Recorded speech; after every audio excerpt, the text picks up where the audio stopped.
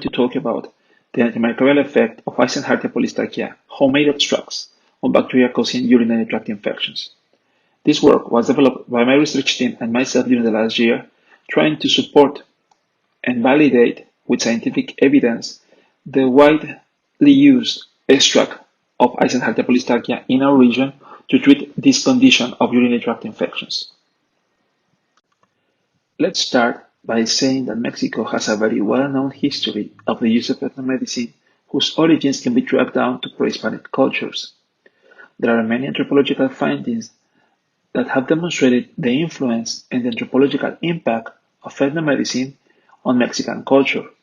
Proof of that is that the National Commission for the Knowledge and the Use of Biodiversity, called CONABIO in Spanish, have reported that are registered over 4,000 species of plants to which a medicinal property has been attributed, representing almost 15% of the total flora of the country.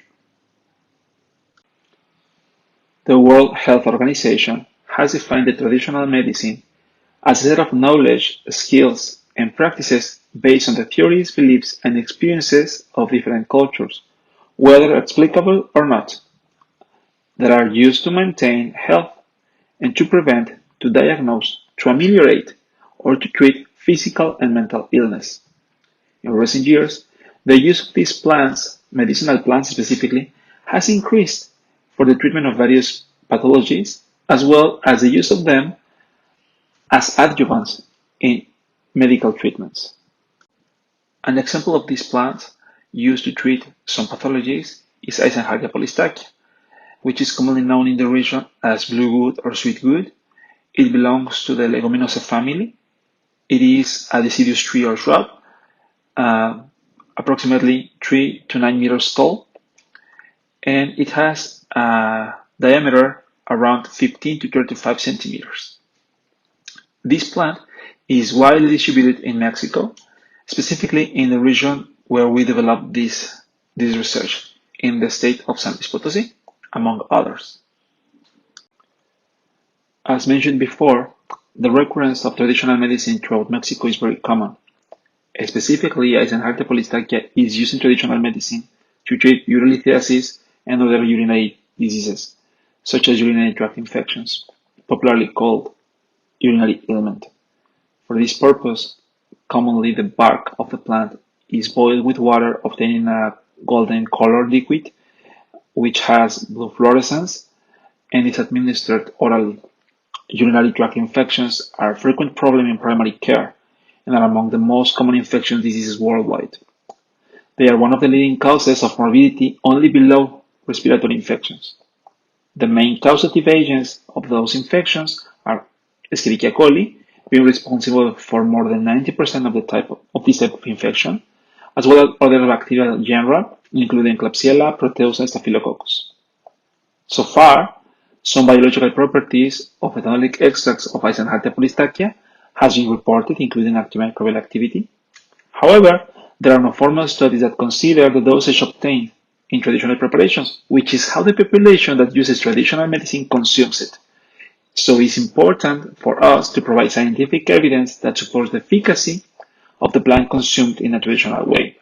Therefore, in this work, we evaluated the in vitro antimicrobial effect of the traditional preparation of Eysenhardtia polystachya against microorganisms that causes urinary tract infections. For this purpose, we use two types of preparations, homemade preparations, one obtained by infusion and the other obtained by maceration, taking as a reference the effect produced by a commercial extract of the same plant. To do so, we use 5 collection strains that are causative agents for urinary tract infections. 3 of them were gram-negative bacteria, were Escherichia coli, Proteus mirabilis, and Pseudomonas aeruginosa, and 2 gram-positive bacteria, Enterococcus fecalis and Staphylococcus aureus.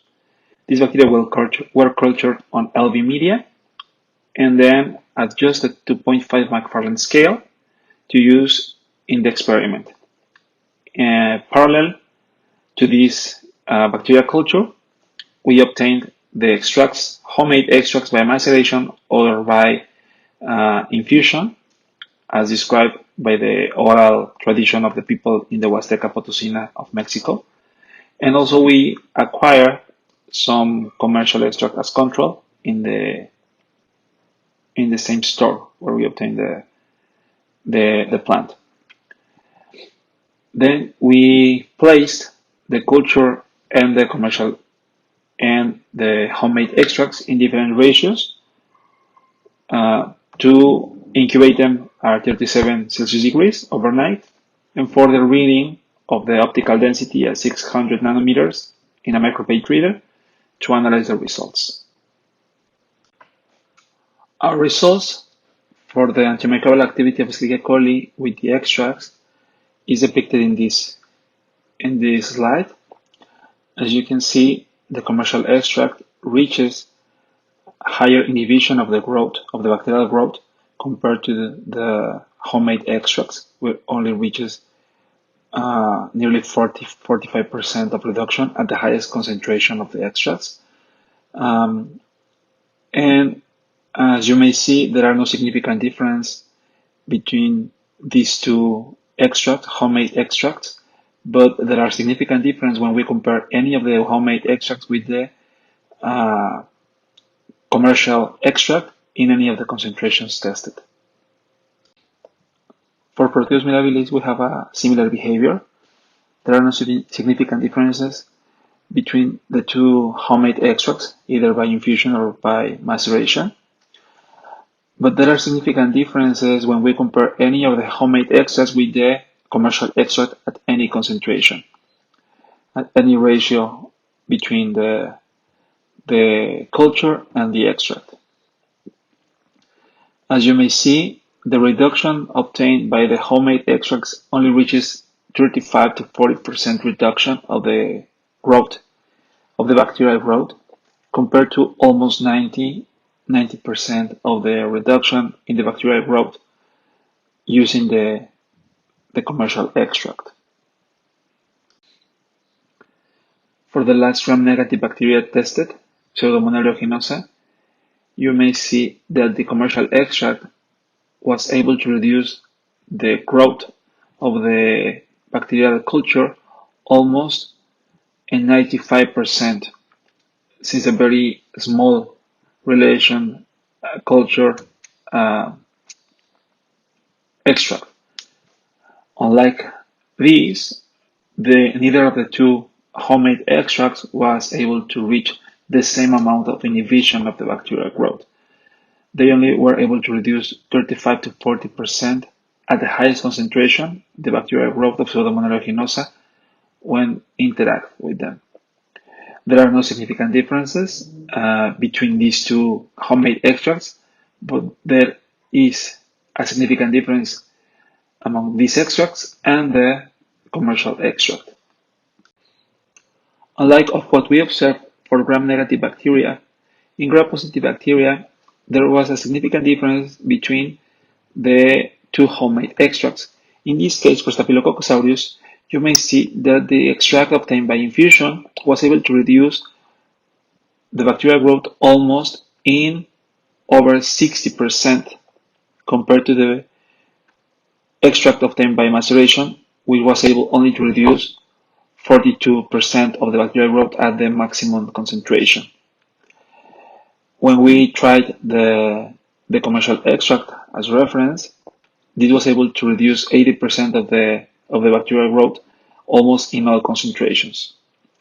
So in this case, there are significant differences of the susceptibility of the bacteria to the extracts obtained either by maceration or by infusion. A very similar result, but less evident, was obtained for Enterococcus fecalis with the two homemade extracts. Also, in this case, the extract obtained by infusion was more effective than the one obtained by maceration to reduce the bacterial growth of Enterococcus fecalis.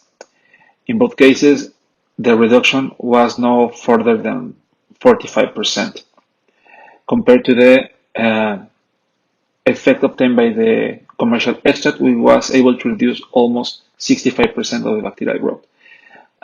If we compare these results obtained for the gram-positive with those obtained for gram-negative, we may see that even the commercial extract is more effective for gram-negative bacteria than for gram-positive bacteria. And in the case of the homemade extract, the two processes for the obtention of these homemade extracts renders no significant differences when we treat for the infection caused by gram-negative bacteria, but there are significant differences for when we treated gram-positive bacteria, when the extract obtained by infusion is more effective than the one obtained by maceration. With the results, we can conclude that homemade extracts obtained by maceration and by infusion have at least a partial antimicrobial effect on gram-negative and gram-positive bacteria causing urinary tract infections. It was also observed that the concentration obtained by these homemade extracts are lower than those of the commercial extract, since for our experiment we needed to dilute the commercial extract to have the same concentration to that observed in the homemade extracts, so that we can compare the results of the effect. Therefore, although homemade extracts cannot replace pharmacological therapy, they can function as auxiliaries in the treatment of this type of infection. So our results corroborate the empirical use given to the extract by infusion or by maceration of this plant in the traditional medicine. Here I show you the list of references that we consult for this work. And I also like to mention that, to our knowledge, this is the first time someone evaluates the homemade extract of some plant, not the ethanolic extract or methanolic extract, where they characterize the compounds mainly obtained by this type of extract. No. This was important to us because most of the people does not buy or do not obtain a methanolic or ethanolic extract for the use in the treatment of these diseases. They usually buy the plant, or they collect the plant in their homes or nearby their homes, and they prepare these infusions or macerations, extracts, to treat their illness. So it was important for us to provide some information to validate the empirical use of this plant. Of course, it would be also interesting to further investigate a possible interaction, a positive interaction between this plant extract and some drugs used to treat the urinary tract infections, to investigate if there are some maybe positive interactions, synergistic interactions, or maybe some inhibition interactions among them. But I think this is important because many of the people that use this traditional medicine, as I repeat, they do not buy the commercial extract. They prepare their own extracts obtained by maceration or by infusion. So it is important for them to give them certainty that they may use these extracts, but it would not be enough to treat completely the illness.